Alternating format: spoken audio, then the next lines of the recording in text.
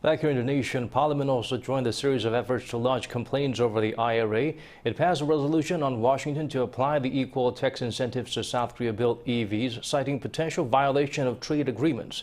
Kyung-eun has the details.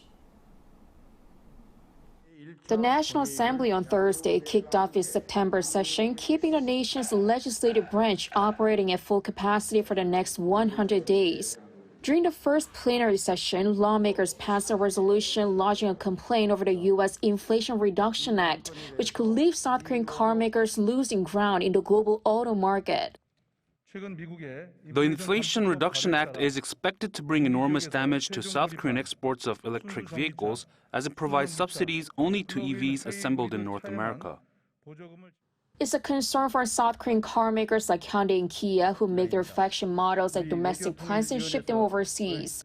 The resolution also points out that the law could violate trade agreements between Seoul and Washington. We express serious concern over the Inflation Reduction Act, which could violate WTO rules and the Seoul-Washington Free Trade Agreement if it's applied.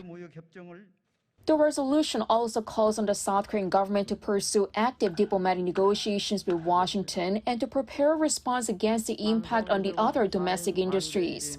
Also passed during the session is a law for Korean men who hold multiple citizenships.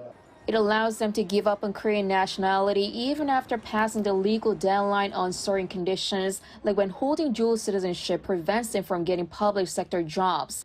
Previously, they had to give up on Korean nationality within 3 months after turning 18 years old. Otherwise, they could do so only after completing mandatory military service.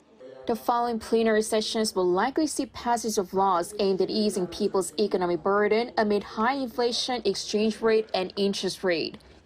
Kyung-eun, Arirang News.